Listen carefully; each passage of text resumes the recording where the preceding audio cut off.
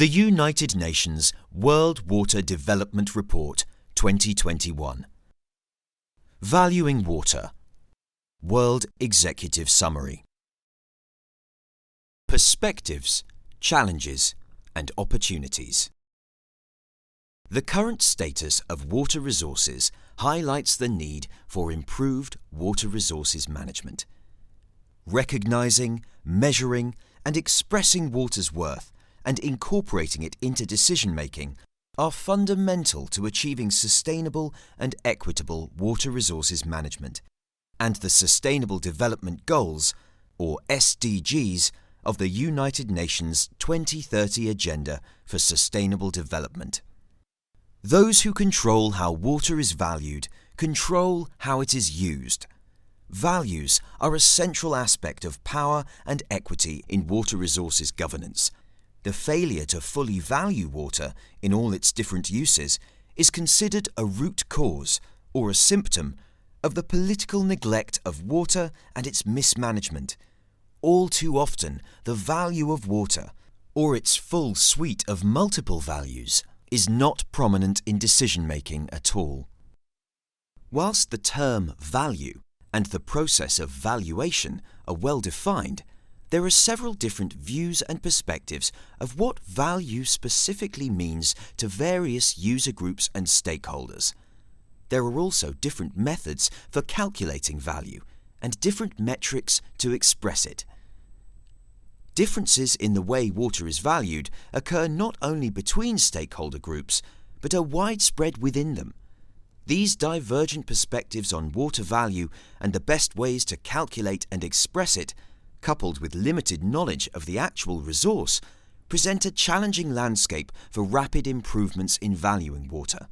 It is, for example, futile to attempt to quantitatively compare the value of water for domestic use, the human right to water, customary or religious beliefs, and the value of maintaining flows to preserve biodiversity.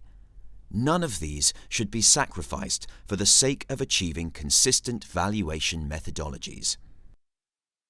Traditional economic accounting, often a key means of informing policy decisions, tends to limit water values to the way that most other products are valued, using the recorded price or costs of water when economic transactions occur.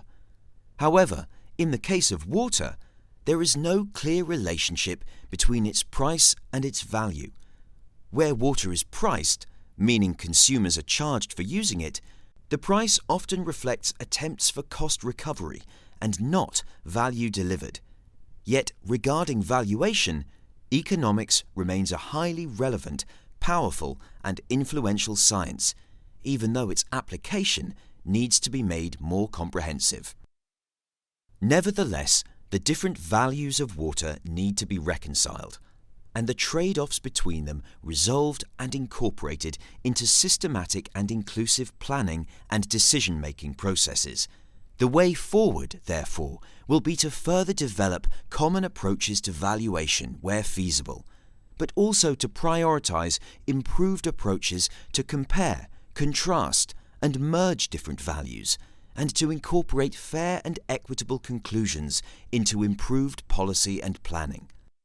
This report groups current methodologies and approaches to the valuation of water into 5 interrelated perspectives: valuing water sources, in situ water resources and ecosystems; valuing water infrastructure for water storage, use, reuse, or supply augmentation; valuing water services, mainly drinking water, sanitation, and related human health aspects; valuing water as an input to production and socio-economic activity, such as food and agriculture, energy and industry, business and employment; and other socio-cultural values of water, including recreational, cultural, and spiritual attributes. These are complemented with experiences from different global regions, opportunities to reconcile multiple values of water through more integrated and holistic approaches to governance, approaches to financing, and methods to address knowledge, research, and capacity needs. Valuing the environment. The source of all water is the environment, and all water abstracted by humans eventually returns there, together with any impurities added to it. The environment-water interface can be proactively managed in order to address water-related challenges through what has become known as nature-based solutions. But the status and trends of the environment-water interactions clearly indicate the need for much better incorporation of the value of the environment in water resources management. In most studies, water-related ecosystem services are not treated as a distinct or separate category, and clusters or bundles of services must often be combined from the underlying results to obtain relevant analyses and conclusions regarding water. Significant values can also be attributed to ecosystem services that relate to supporting resilience or reducing risks. Many disaster risks are exacerbated by the loss of relevant ecosystem services, as these services played a role in preventing disasters in the first place. The values of these services can be calculated, but they are often not recognized or adequately included in economic planning, which tends to favor short-term gains over longer-term sustainability. Expressing the values of ecosystem services in monetary terms enables values to be more easily compared with other economic assessments, which often use monetary-based units. However, the environment can have important values that cannot or should not be constrained or defined by monetary-based approaches. The existence of different value systems infers that it would be problematic to develop a unified system of and metrics for valuing water and/or the environment. What is feasible is to develop a common approach under which different environmental values or value systems can be compared, contrasted, and used. Valuing hydraulic infrastructure. The value of water to society is underpinned by hydraulic infrastructure, which serves to store or move water, thus delivering substantial social and economic benefits. Socio-economic development is curtailed in countries that have insufficient infrastructure to manage water. While more infrastructure is needed, past experience shows that the valuation of hydraulic infrastructure has been seriously flawed. In spite of the large sums of money invested in water infrastructure, the valuation of costs and benefits are not well developed, standardized, or widely applied. Societal benefits delivered are often unquantified. Costs, particularly external costs, are not adequately accounted for. Options are often not appropriately valued and compared, and hydrological data are often poor and outdated. The valuation of hydraulic infrastructure is beset with conceptual and methodological difficulties, particularly regarding non-consumptive use and indirect and non-use values. Most methods of valuing water infrastructure center on a cost-benefit approach, but there is a tendency to overestimate benefits and underestimate costs, and in particular, to not include all costs. One of the most critical questions is value to whom? Valuations tend to excessively focus on target beneficiaries, while other stakeholders may benefit less or even be negatively impacted. A major shortcoming in many approaches is that they focus mainly on financial costs, cash flows, and capital and operational expenditure, and financial returns. They often omit indirect costs, and in particular social and environmental costs, which are treated as externalities. A key question in valuation is whether large capital and operational and maintenance, or O&M, costs are included in subsequent valuations of end uses. Full cost charging for water services is the exception rather than the rule. In many countries, only part or all of the operational costs are recovered, and capital investments are covered by public funds. Valuation is only of use if the decision-making process in question is based on a fair assessment of values. Too many projects, particularly for high-profile water infrastructure such as dams, remain essentially vanity projects, politically motivated and/or potentially subject to corruption. Under such circumstances, values, if assessed, are opaque, selective, manipulated, or ignored. No amount of guidance on valuation will change that. Fundamentally, valuation of water infrastructure is about good governance. At least the attempt to govern well must be in place for proper valuations to play their part. Valuing water supply, sanitation, and hygiene, or WASH services. The role of water within households, schools, workplaces, and healthcare facilities is often overlooked or not assigned a value comparable with other uses. Water is a basic human need, required for drinking and to support sanitation and hygiene, sustaining life and health. Access to both water and sanitation are human rights. A direct extension of access to WASH services not only improves educational opportunities and workforce productivity, but also contributes to a life of dignity and equality. WASH services also indirectly add value in the form of a healthier environment. It has been estimated that achieving universal access to safe drinking water and sanitation, SDG targets 6.1 and 6.2, in 140 low and middle-income countries would cost approximately $1.7 trillion from 2016 to 2030, or $114 billion per year. The benefit-cost ratio of such investments has been shown to provide a significant positive return in most regions. Returns on hygiene are even higher, as they can greatly improve health outcomes in many cases with little need for additional expensive infrastructure. The year 2020 saw the rise of the COVID-19 pandemic, which hit the world's most vulnerable people the hardest, many of them living in informal settlements and urban slums. Hand hygiene is extremely important to prevent the spread of COVID-19. Globally, over 3 billion people and 2 out of 5 healthcare facilities lack adequate access to hand hygiene facilities. Because access to WASH is so fundamental to life and public health, in many countries, WASH services are considered the realm of governments and therefore often subsidized, even in high-income countries. However, subsidies do not necessarily ensure that the poor are able to access basic services. Water subsidies can end up benefiting those with existing connections to sewerage or water networks, many of whom are non-poor.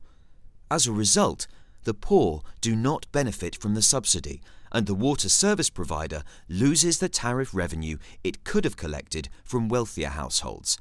Value is lost in terms of revenue to the provider, while the negative impacts of not having access to WASH services, such as school and work absenteeism, are not mitigated.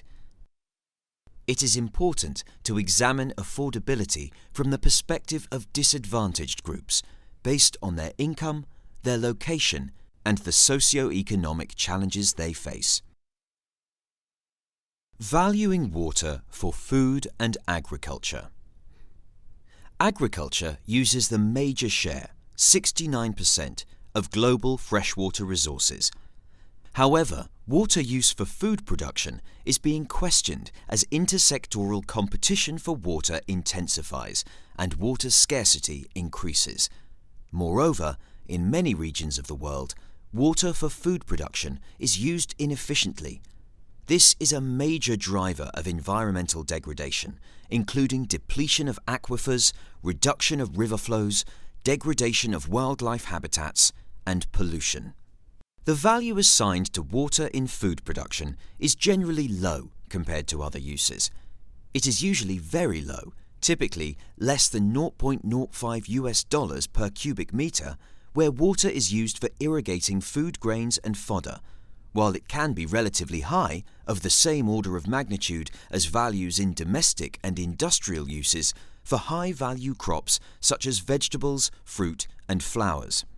Estimates of value of water for food production normally only consider the direct economically beneficial use of water, i.e., value to users of water, while many of the other direct and indirect benefits associated with water, which may be economic, socio-cultural, or environmental, remain unaccounted for or only partially quantified.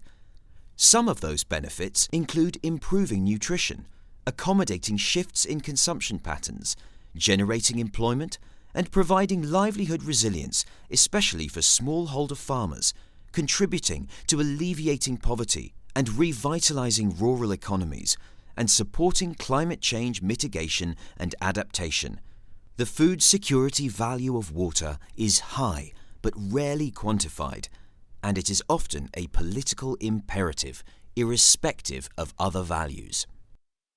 Several management strategies that could maximize the multiple values of water for food production could be implemented, including improving water management in rain-fed areas, transitioning to sustainable intensification, sourcing water for irrigated agriculture, especially from nature-based and non-conventional sources, improving water use efficiency, reducing demand for food and its consequent water use, and improving knowledge and understanding of water use for food production.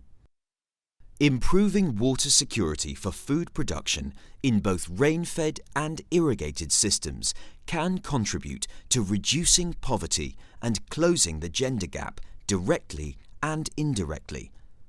Direct effects include higher yields, reduced risk of crop failure, and increased diversity of cropping, higher wages from enhanced employment opportunities, and stable local food production and prices. Indirect effects include income and employment multipliers beyond the farm and reduction of migration. Enhanced and more stable incomes could help improve education and the skill sets of women and thus foster their active participation in decision-making.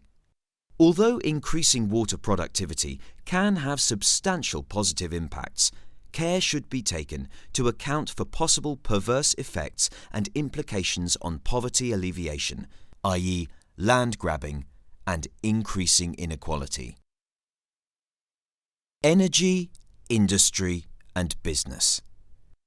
In the energy, industry, and business, or EIB sector, water is seen as both a resource with withdrawal and consumption costs determined by prices, and a liability involving treatment costs and regulatory penalties, leading to a perception that water is a cost or risk to sales and compliance. Business tends to focus on operational savings and short-term revenue impacts and tends to pay less attention to water value in administrative costs, natural capital, financial risk, future growth and operations, and innovation. There are drivers that push and others that pull businesses towards valuing water.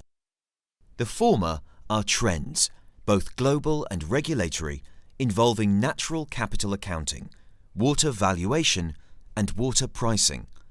The latter is the growing business case for prospective benefits, including better decision-making, higher revenues, lower costs, improved risk management, and a better reputation. The higher costs, lower earnings, and financial losses related to water risks are significant.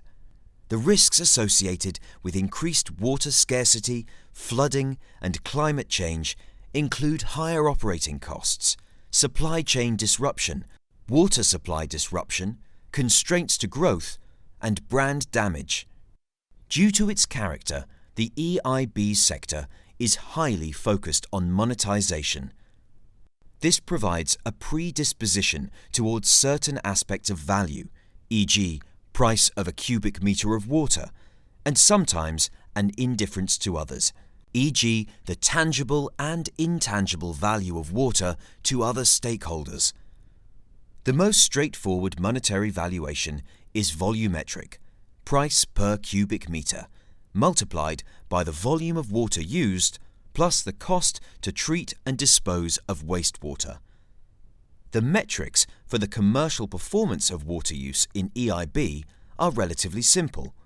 They include water productivity, defined as profit or value of production per volume, dollars per cubic meter, water use intensity, defined as volume to produce a unit of value added, cubic meters per dollar, water use efficiency, defined as value added per volume, dollars per cubic meter, and the change in water use efficiency over time, SDG indicator 6.4.1. The overall economic productivity of water, GDP per cubic meter, in the EIB sector also leads at local, regional, and national levels to various co-benefits, such as job creation and new enterprises. These are not easy to quantify, as many factors come into play, of which water is only one. A better understanding of the motivations behind corporate interests in water management should align with those of water management agencies pursuing integrated water resources management, or IWRM, planning approaches. The circular economy will value water to the extent that each litre is reused again and again, making water itself almost become part of the infrastructure, rather than a consumable resource. Cultural values of water. Culture directly influences how the values of water are perceived, derived, and used. Every society, group, or individual exists in their own cultural setting that is moulded by a varying mix of heritage, tradition, history, education, life experience, exposure to information and media, social status, and gender, among many other factors. Some cultures can hold values that are difficult to quantify, or indeed, in some cases, to articulate. Water can appeal to people for spiritual reasons, or through scenic beauty, because of its importance for wildlife or recreation, among others, or combinations of these. These values can be problematic to compare with values derived through other formal means, such as economics, and are therefore often excluded from value assessments that favour those. Moreover, culture changes and evolves over time, sometimes rapidly. There is a close relationship between religion or faith and ethics. For example, narratives originating from regions characterized by water scarcity often feature illustrations of lawful and morally correct living beings, often as characterized by the local religion, rewarded with rainfall and access to water. By contrast, the modern economic conception of water can be characterized by its abstraction from social, cultural, and religious contexts. Water in the global economic development context is often considered a resource at the disposal of society and is therefore distinct from water as it may be recognized by religions or the belief systems of many indigenous peoples, creating quite diverse and potentially contradictory perspectives of values. The values of water in the context of conflict, peace, and security are paradoxical. Whilst much has been written about the positive value of water in promoting peace, in many cases, water itself was a contributing factor to the conflict in the first place. It has been argued that a spirit of dialogue helps to transform water-related conflicts into cooperation. The values of water to human well-being extend well beyond its role in supporting direct, physical, life-sustaining functions, and include mental health, spiritual well-being, emotional balance, and happiness. After understanding, categorizing, or codifying cultural values, there is a need to identify ways and means of incorporating these values into decision-making. These tools, such as cultural mapping, can help to better understand cultural values of water, reconcile antagonistic values, and build resilience with regard to current and future challenges, such as climate change. A fundamental need is the full and effective gender-sensitive participation of all stakeholders in decision-making, allowing everyone to express their own values in their own way. Regional perspectives. Sub-Saharan Africa. Africa's freshwater resources are estimated to be nearly 9% of the world's total. However, these resources are unevenly distributed, with the 6 most water-rich countries in Central and Western Africa holding 54% of the continent's total resources, and the 27 most water-poor countries holding only 7%. The Africa Water Vision 2025 offers a context within which water security and sustainable management of water resources could be achieved. However, rapid population growth, inappropriate water governance and institutional arrangements, depletion of water resources through pollution, environmental degradation, deforestation, and low and unsustainable financing of investments in water supply and sanitation are some of the main challenges to the achievement of SDG 6 on the continent. In Sub-Saharan Africa, valuing water has been a challenging task for many researchers and development experts, due at least in part to limited baseline historical data. Researchers studying the value of water have focused mainly on using the actual price paid, or the willingness to pay from the consumer's point of view, by adopting the contingent valuation method. Studies valuing water in Sub-Saharan Africa have mostly focused on domestic water use. Pan-European region. Valuing water is a challenging task within any single jurisdiction.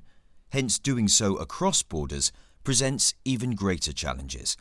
While increasing significance is being placed on valuing water within the Pan-European region, efforts to value water, especially in a transboundary basin context, remain limited in scope and often use different approaches. The discernible approaches to valuing water quantitatively in transboundary basins are more targeted on flood management, disaster risk reduction, early warning systems, and ecosystem services. The collective economic benefits of transboundary cooperation on these aspects outweigh the collective investment costs of unilateral action by several times. Quantitatively valuing water is significantly more challenging within transboundary contexts, as the data required to base calculations are often lacking. The countries that share a water resource often put different emphases on values, needs, and priorities attached to water-related sectors. Many elements that can be valued are done so on the basis of approximations and thus often undervalued, especially due to the lack of data and the inability to quantify indirect benefits. However, several broad-based approaches exist for identifying the intersectoral benefits of transboundary water cooperation on a case-by-case basis.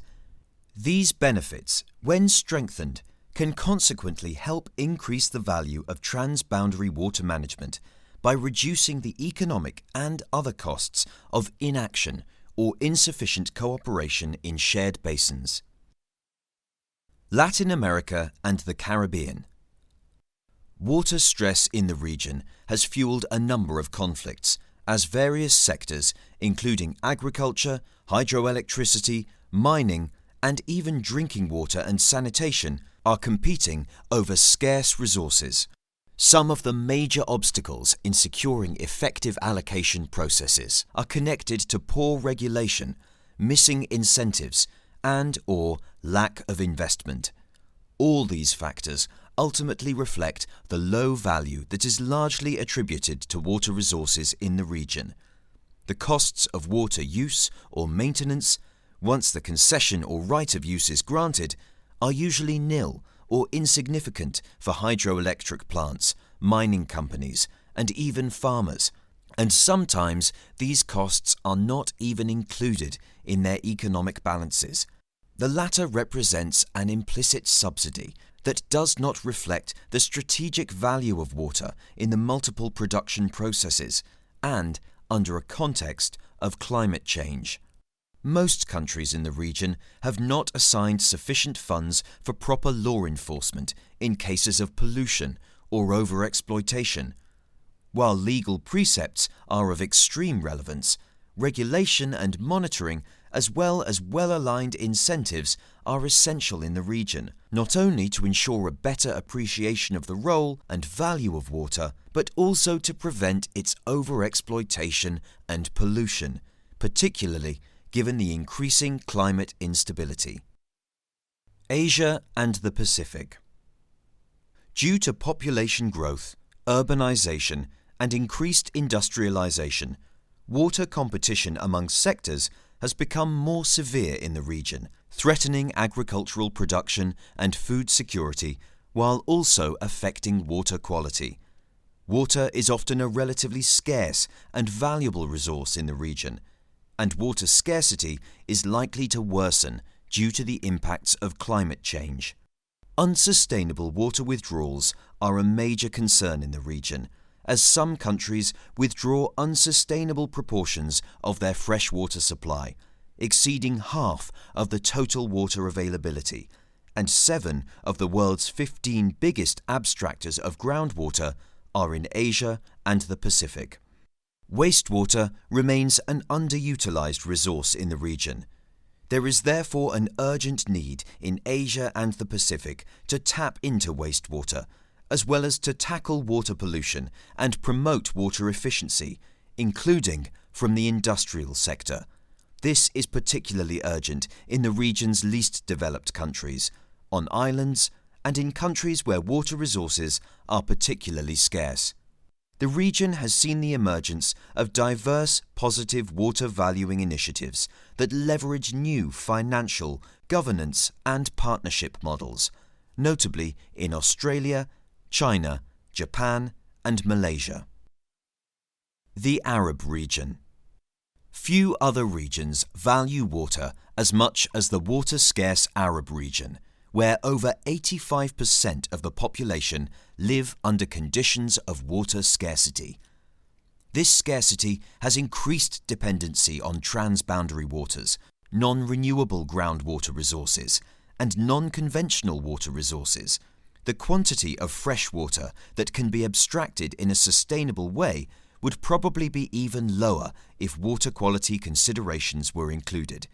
Water is so highly valued in the region that it is considered a topic of security in bilateral and multilateral discussions among states. This is amplified by the fact that over 2/3 of freshwater resources available in Arab states cross one or more international boundaries. However, joint methodologies for the economic valuation of transboundary waters have not yet been incorporated into cooperation arrangements, and funding to inform joint management efforts remains limited. Furthermore, national security considerations and a water rights perspective tend to dominate the discourse among riparian states, although nascent incentives exist to value transboundary water cooperation and analysis, focused on climate security and risk mitigation in transboundary water contexts in the Middle East and North Africa. For the full value of water to be captured and considered by all to be a human right, there is a need for considerable investment in infrastructure, appropriate technologies, and the use of non-conventional water resources to improve productivity, sustainability, and access for all. Governance. Global momentum is evolving towards an understanding that a diverse set of values drives the economic and financial considerations in water-related decision-making. Coupled with a recognition of water's multiple values, There is also a call for more robust measurement and valuation methods to help resolve trade-offs.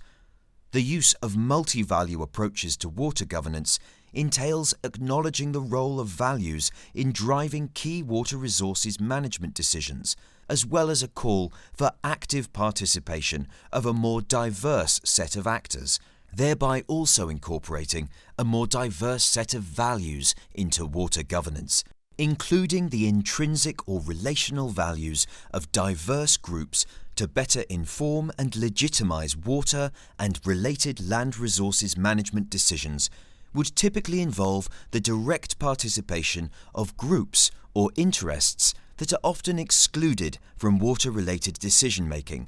It may bring greater emphasis on ecological and environmental processes and refocus efforts on sharing water resource benefits, rather than allocating water quantities for highest value economic priorities. Transitioning to a system of water governance that recognizes multiple values and the active participation of a varied set of actors presents a set of challenges. The first relates to acknowledging that the governance of water is driven by a set of implicit or explicit values.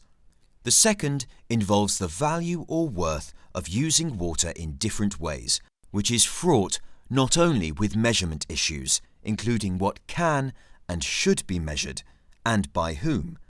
The third relates to the common disconnect between public decision-making processes and actions on the ground, including the risk of agendas being controlled by vested interests.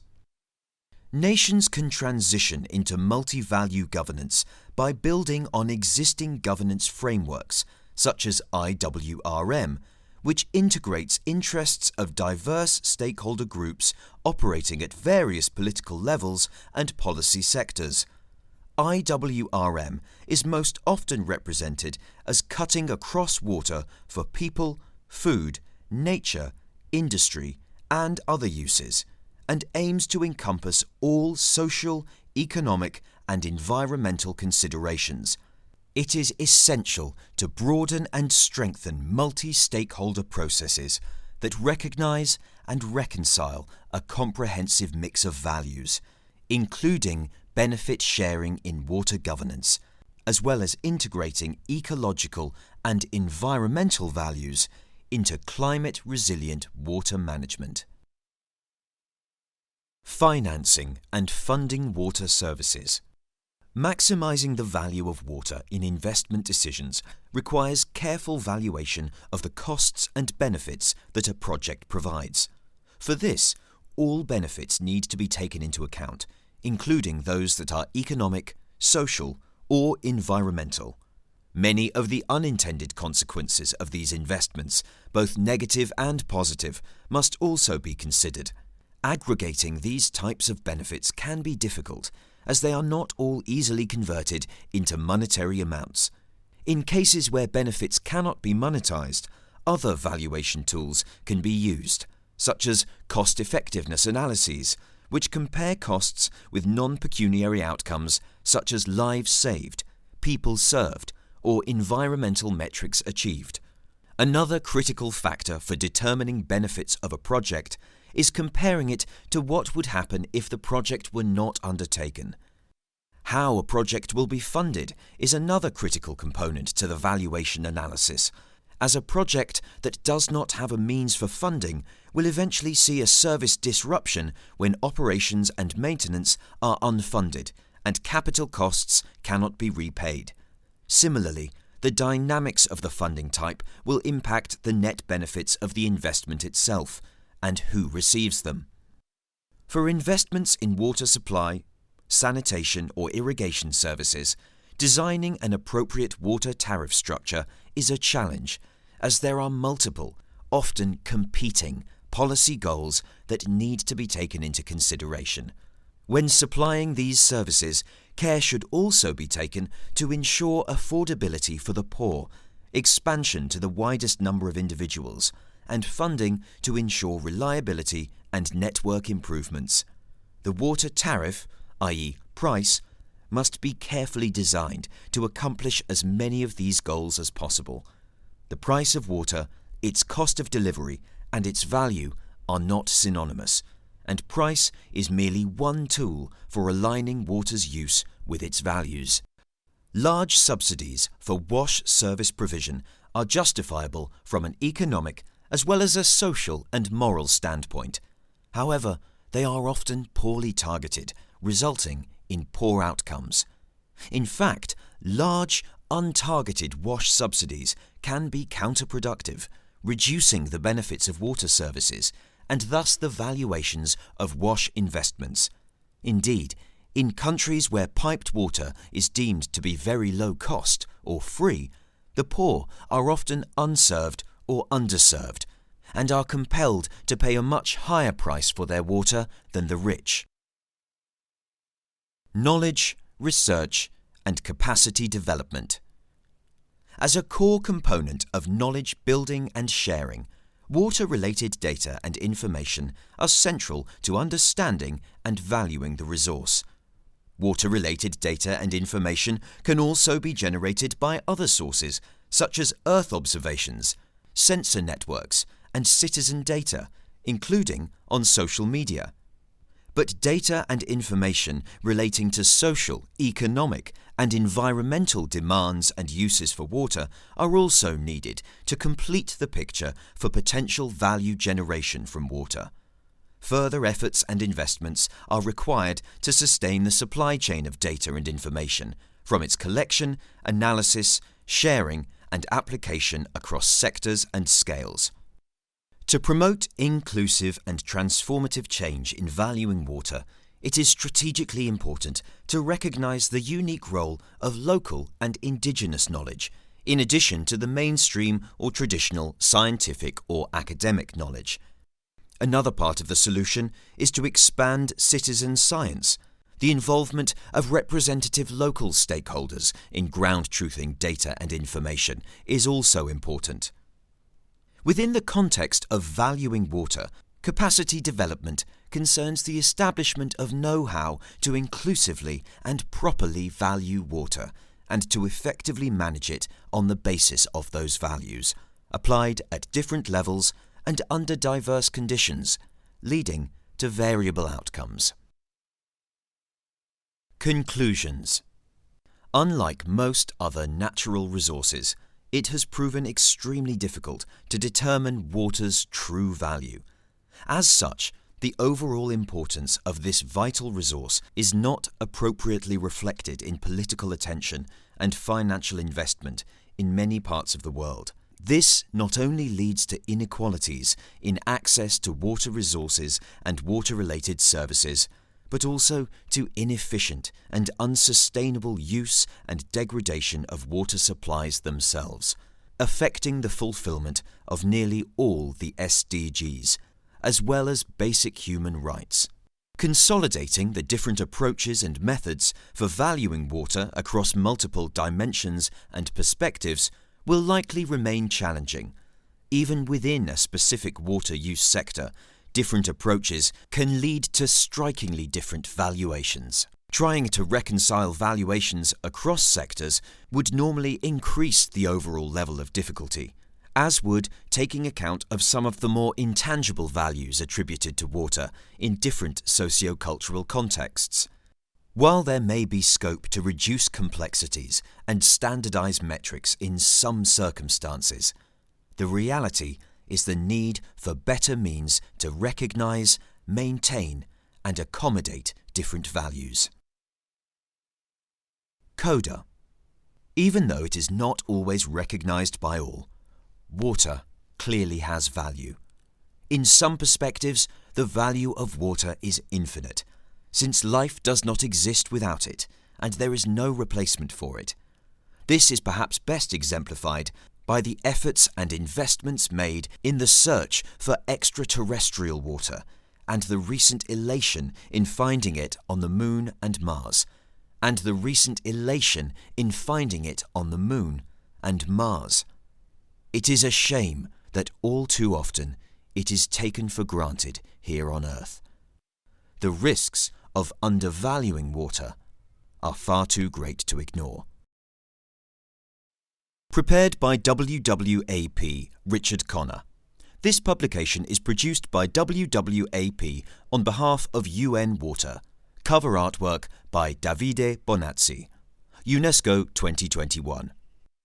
The designations employed and the presentation of material throughout this publication do not imply the expression of any opinion whatsoever on the part of UNESCO concerning the legal status of any country, territory, city, or area, or of its authorities, or concerning the delimitation of its frontiers or boundaries. The ideas and opinions expressed in this publication are those of the authors. They are not necessarily those of UNESCO and do not commit the organization. For further information concerning copyrights and licensing, please refer to the full report available at www.unesco.org/water/WWAP. UNESCO World Water Assessment Programme. Programme Office for Global Water Assessment. Division of Water Sciences, UNESCO, 06134 Colombella, Perugia, Italy. Email wwap@unesco.org. www.unesco.org/water/WWAP. We acknowledge with gratitude the financial support provided by the Government of Italy and Regione Umbria.